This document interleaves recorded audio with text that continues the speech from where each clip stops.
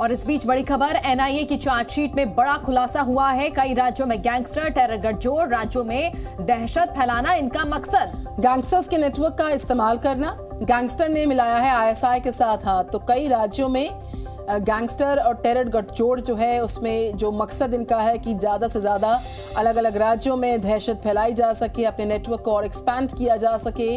तो एक बड़ा इनपुट आ रहा है। और तो वहीं एनआईए के अलग अलग लोकेशंस पर लगातार छापेमारी जारी है। अर्शदीप डल्ला के करीबियों पर छापे पड़ रहे हैं। तो टेरर, गैंगस्टर और खालिस्तान की जो डिटेल्स हैं आपके सामने इस वक्त हम फ्लैश कर रहे हैं। आतंकियों के गठजोड़ पर एनआईए का बड़ा खुलासा हुआ है कि जो गैंगस्टर टेरर गठजोड़ है उसको लेकर लगातार जानकारियां भी मिल रही हैं और एक्शन भी ताबड़तोड़ जारी लगातार। तो 1990 जैसा मुंबई वाला अंडरवर्ल्ड बनाने की साजिश यहां पर रची जा रही है। 1993 मुंबई ब्लास्ट पर एनएन वोहरा कमेटी की रिपोर्ट, ये बड़ा खुलासा एनआईए ने किया है। ब्लास्ट से पहले गैंगस्टर और आईएसआई ने हाथ मिलाया। किस तरह से पाकिस्तान से मदद ली जा रही है। पहले एक खबर आई थी कि ड्रोन के जरिए हथियार दिए जा रहे हैं। ब्लास्ट दंगों के लिए गैंगस्टर के नेटवर्क का इस्तेमाल किया जा रहा है। फिर से दहशत फैलाना गैंगस्टर्स का मकसद है। और दिल्ली से प्रमोद शर्मा लगातार हमारे साथ हैं। मुंबई से भी इस बीच कई इनपुट्स आ रहे हैं। वहां से हमारे साथ हमारे सहयोगी जुड़ रहे हैं, अंकुर त्यागी। अंकुर, मैं आपके पास आऊंगी। 6 राज्य हैं, 51 लोकेशंस है। एनआईए का जो बड़ा और कड़ा एक्शन है वो जारी है। मुंबई से किस तरह का इनपुट मिल रहा है? देखिए, जो मुंबई में जो सिक्योरिटी एजेंसीज हैं वो लगातार इस बात पे नज़र बनाए हुए हैं कि किस तरीके से एक खालिस्तानी जो प्रोपेगेंडा है उसको हवा दी जा रही है।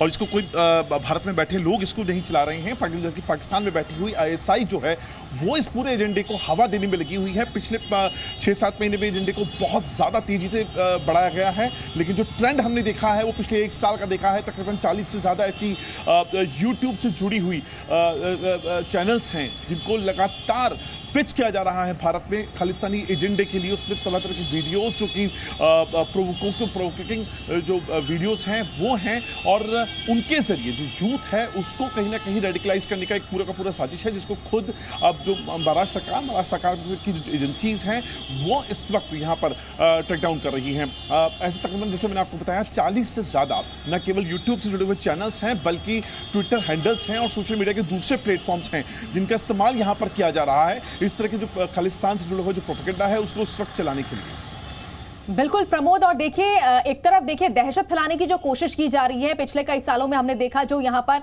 बड़े बड़े जो हमले हुए हैं, चाहे वो मुंबई ब्लास्ट की अगर बात की जाए तो ऐसे में एनआईए लगातार बड़े खुलासे कर रही है। चार्जशीट में इससे पहले अर्श डल्ला को लेकर खुलासा हुआ और अब एक नया खुलासा हो रहा है। क्या लगता है आगे और बड़ी कार्रवाई हो सकती है एनआईए की?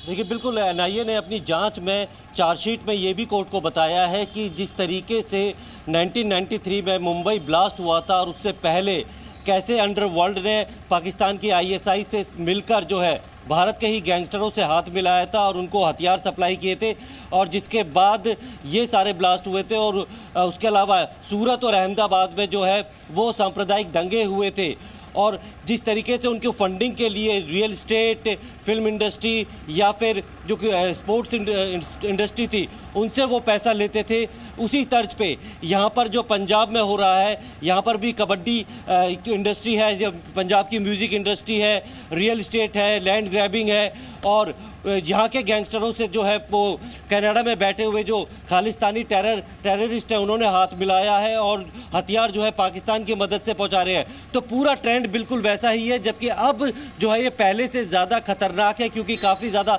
सोफिस्टिकेटेड वेपन है वो ड्रोन के ज़रिए पहुँच रहे हैं। पहले इतने हथियार नहीं पहुँच पाते थे, अब बहुत मुश्किल होती थी, लेकिन अब बड़े आसानी से सोफिस्टिकेटेड वेपन जो गैंगस्टर्स हैं इनके पास पहुँच रहे हैं। 700 से ज़्यादा शूटर्स हैं वो इसमें बिल्कुल हम लौटेंगे आपके पास।